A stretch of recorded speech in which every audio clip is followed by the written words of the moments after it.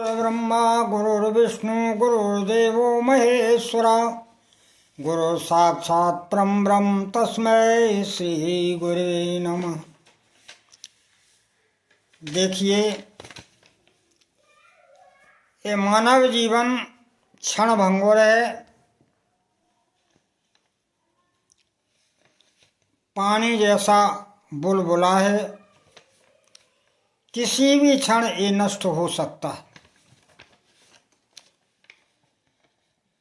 इसलिए हमारे जीवन में जब भी कोई विपत्ति आए तो हमें घबराना नहीं है, बल्कि धैर्य और साहस से काम लेना है। धैर्य साहस को खोना नहीं है।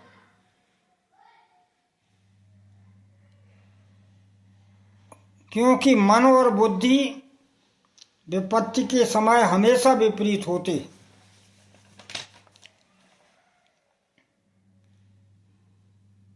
अतः अपनी मन स्थिति को भगवान के भजन में और ध्यान में लगाना है, तो हमें बल मिलता रहेगा और हम विपत्तियों को आसानी से पार कर जाएंगे।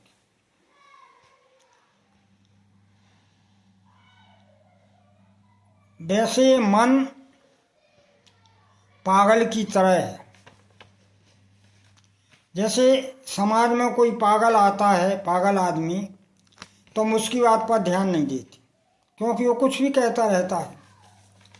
उसी तरह मन भी जीव को प्रपंच में फंसाता है, भगवान की तरफ नहीं जाता। ये कुछ भी मांगता है, कहीं भी चलने के लिए कहता है, भोगों की ओर लालात रहता है और हमें भोगों के जाल में फंसा देता है। इसलिए से पागल ही समझो। पागल समझ के हमें मन के ऊपर जरा भी ध्यान नहीं देना है। और भगवान हमें जिस भी परिस्थिति में रखे, हमें उसी परिस्थिति में रह के भजन करना है।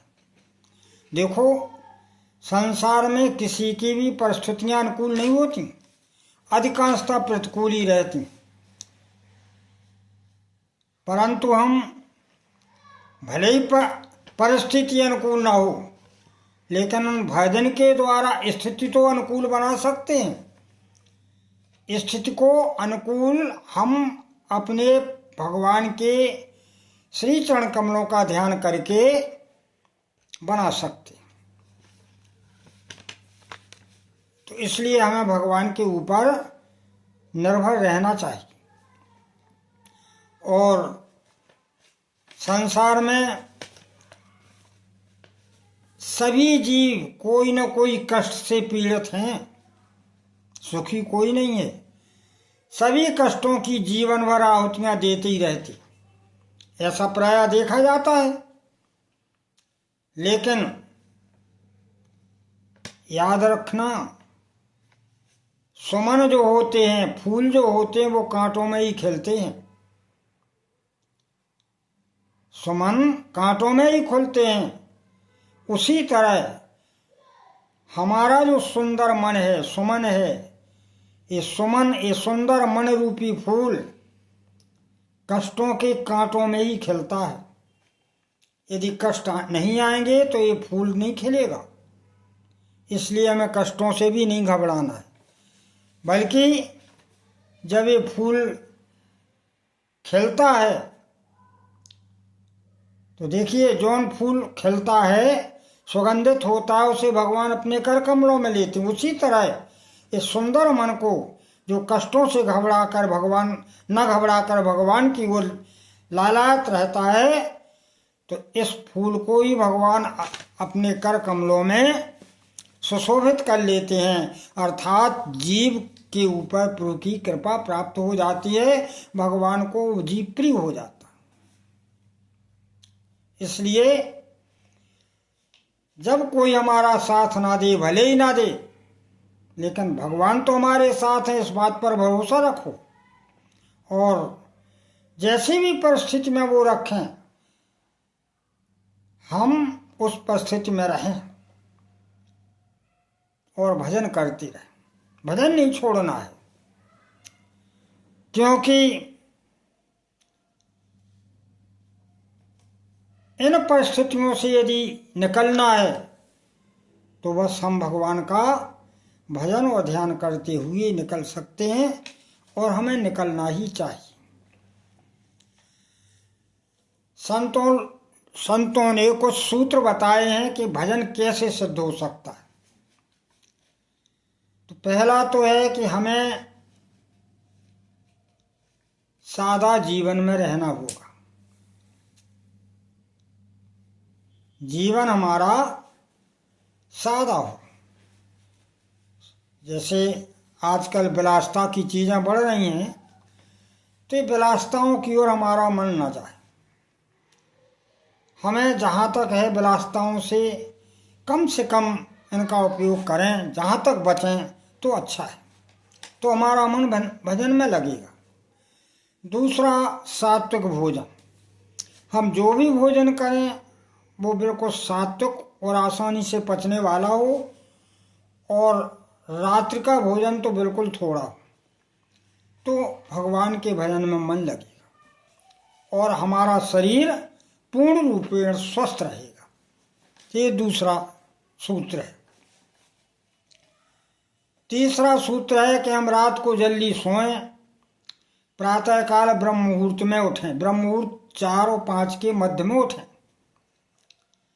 पहले ऋषि लोग प्रातःकाल 4 बजे उठ जाते थे और सूर्य उदय होने के पहले अपने नित्य कर्म, स्नान, भजन, पूजन से निर्वृत्त हो जाते थे, तो शतायु जीते थे स्वस्थ होकर के। आज एक पश्चिमी सभ्यता आ गई है, इसने जीवन बर्बाद कर दिया है। नशाचरों जैसी वृत्तियां हो गई हैं। रात को मध्याह्न रात तक जागना, मध्याह्न दिन तक सोना, ये क्या है? ये वृत्तियां भजन नहीं करा सकती। भजन इन वृत्तियों से होने वाला नहीं है। इसलिए हमें ब्रह्म मुहूर्त में जगना है। क्योंकि देखो, जो पहले कष्ट देता है वो बाद में सुख देता है। भले ही प्रातः काल का जगना विस्सा लगे, लेकिन बाद में जीवन अमृतमय बना देता है। और जो पहले सुखी होता है, सुख सा भासता है, अमृत तुल्य लगता है, वो बाद में विष सा बना हो जाता है और सारे जीवन को कष्टमय बना देता है। जैसे भोग पहले अच्छे लगते हैं, लेकिन सारा जीवन नरक हो जाता है।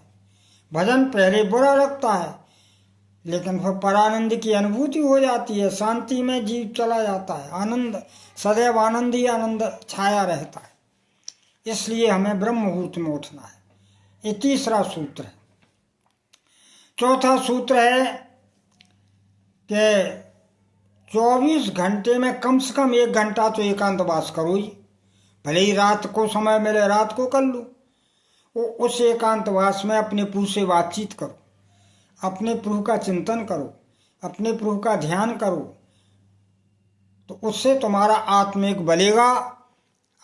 बल बढ़ेगा और तुम्हें ऐसा महसूस होगा कि प्रभु तो हमारे साथ हैं। कोई भी कष्ट आएगा, भगवान की समीपता होने के कारण वो कष्ट आसानी से निकल जाएगा। इसलिए एकांतवास कम से कम 1 घंटा 24 घंटे में दो। अगला सूत्र है कि हम किसी से कोई सुविधा ना लें, क्योंकि माया का प्रपंच बड़ा विचित्र है। ये सेवा भाव से पहले आती है और बाद में स्वामिनी बन जाती है और फिर जीव को बहुत कष्ट देती है। इसलिए हम किसी से सेवा ना लें। जो कुछ प्रभु ने हमें दिया है हम उसी में संतुष्ट और मस्त रहें। तो ये जीव भगवान की ओर उन्मुख होगा और भगवान के प्रति श्रद्धा और विश्वास बढ़ेगी। इसके बाद जो है अगला सूत्र है कि हम अपने भजन को गुप्त रखें। जैसे हमारा जो धन है हम तिजोरी में रखते हैं, बैंक में रखते हैं, उसी किसी को बताते तो नहीं है। यदि बताएंगे तो लूट ले जाएगा कोई।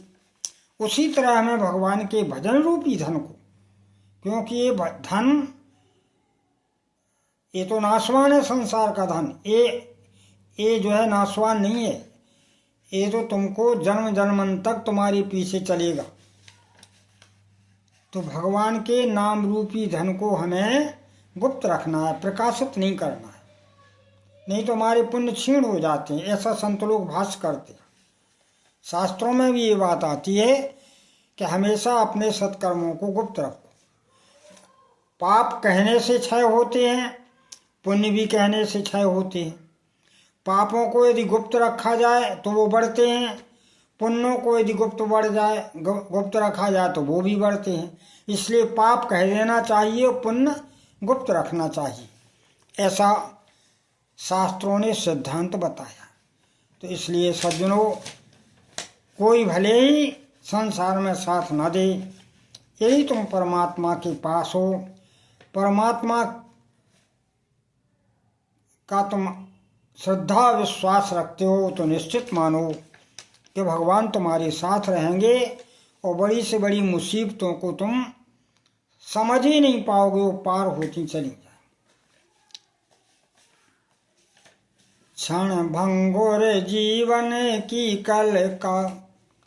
कल प्रात को जाने खिली ना खिली। क्षण भंगुर जीवन की कलिका, कल प्रात को जाने खिली ना खिली।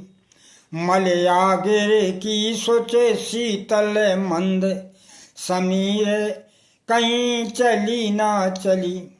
कलिकाल कोठार लिए फिरता, कलिकाल कोठार लिए फिरता। तन नर्म है चोट झिली ना झिली। सो भजले रस ना हरि नाम अरि, भजले रस ना हरि नाम अरे। कहीं अंत समय पे हिली ना हिली। बोलिए श्री सीताराम जी की।